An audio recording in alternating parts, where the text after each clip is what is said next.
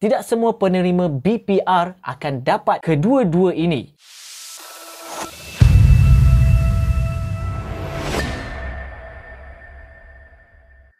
What's up guys, Assalamualaikum dan salam sejahtera kepada korang semua yang sudi menonton Saja Sembang. Aku Faizwan. Episod kali ini tentang BPR, Bantuan Prihatin Rakyat. Dan ini adalah bagi korang penerima BPR, maka korang tahulah berapakah amount yang bakal korang dapat. Dan untuk pengetahuan korang, ramai YouTubers kat luar sana juga ada bagi penerangan tentang ini. Korang akan dapat dana tambahan ini, tambahan itu.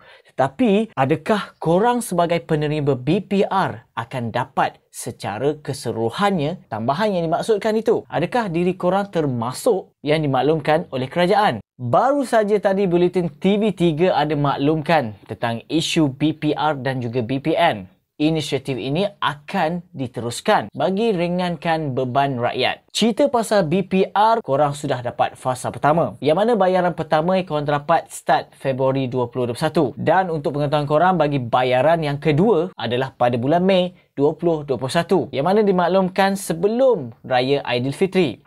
Dan bayaran fasa ketiga pula, mereka bakal dapat bulan September 2021. Setelah statement baru dikeluarkan melalui keputusan Perdana Menteri yang mengatakan untuk itu kerajaan akan memperuntukkan 1.2 bilion ringgit kepada 2.4 juta penerima untuk mendapatkan bantuan seperti berikut. Bantuan tunai secara one-off sebanyak RM500 diberikan kepada golongan B40 yang telah hilang pendapatan, dan bayaran tambahan sebanyak RM500 diberikan kepada penerima BPR yang berpendapatan RM1,000 dan ke bawah. Dan untuk pengetahuan korang, kedua-dua kategori ini melibatkan penerima berumur 21 tahun sehingga 60 tahun dan tidak melibatkan proses pendaftaran permohonan. Pengesahan kehilangan pendapatan dan semakan silang akan dibuat melalui sistem LHDNM, KRSP dan Perkeso. Kedua-dua bantuan khas ini akan dibayar mulai Jun 2021 ke akaun penerima masing-masing. Kalau korang tengok jadual ini, biasa korang tengok sebagai penerima BPR 2021. Dan untuk pengetahuan korang, RM500 yang dikatakan itu ada dua jenis. Yang mana bayaran one-off RM500 diberikan kepada golongan B40 yang hilang pendapatan. Yang hilang pendapatan sahaja.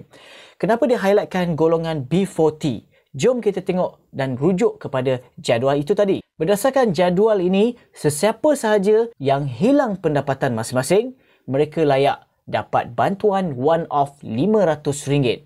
Sementara mereka dapat amount tertentu daripada fasa pertama, fasa kedua dan juga fasa ketiga. Bagi kategori isi rumah ataupun kategori bujang, mereka akan dapat one-off RM500 ini. Tetapi berbeza pula dengan tambahan RM500 yang mana diberikan kepada penerima BPR berpendapatan RM1,000 ke bawah.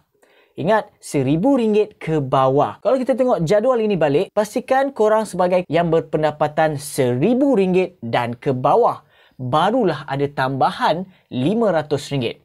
Dan berdasarkan jadual ini, jika korang mempunyai pendapatan gaji RM1,100 ataupun RM1,200 ataupun ke atas, maka korang tak layak sebenarnya untuk dapatkan tambahan RM500. Tidak semua penerima BPR akan dapat kedua-dua ini, iaitu yang pertama one-off RM500, melainkan mereka hilang pendapatan ataupun hilang pekerjaan, dan yang kedua tambahan RM500 bagi berpendapatan RM1,000 dan ke bawah sahaja. Jika korang tidak termasuk dalam kedua-dua kategori ini, korang tak dapat pun tambahan RM500 ke one off RM500-nya, korang akan dapat total ataupun jumlah seperti biasa. Dan melalui inisiatif yang kedua tentang jaringan prihatin, jom kita bacakan statement ini. Semasa belanjawan 2021, kerajaan telah mengumumkan program jaringan prihatin bagi memastikan lebih ramai rakyat mendapat akses kepada internet,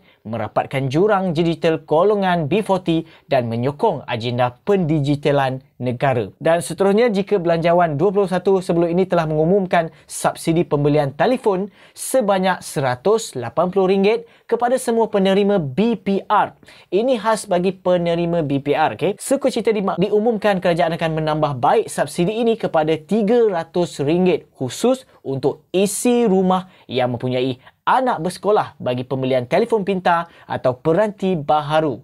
Inisiatif ini adalah berbentuk subsidi, bukannya berbentuk cash. So, penambahbaikan subsidi yang dimaksudkan oleh Perdana Menteri daripada RM180 kepada RM300. Kau beli handphone, RM300 yang diperuntukkan dengan kelayakan korang ada sebagai penerima BPR, kerajaan akan top up RM300 untuk pembelian telefon pintar ataupun peranti baru. So, begitulah perkongsian aku dalam episod kali ini. Diharap sikit sebanyak memberi info dan maklumat tentang perkara ini. So, bagi korang yang belum subscribe channel aku Ustaz Sembang, please klik button subscribe dan jangan lupa share dan juga like video ni guys. Aku Faizwan.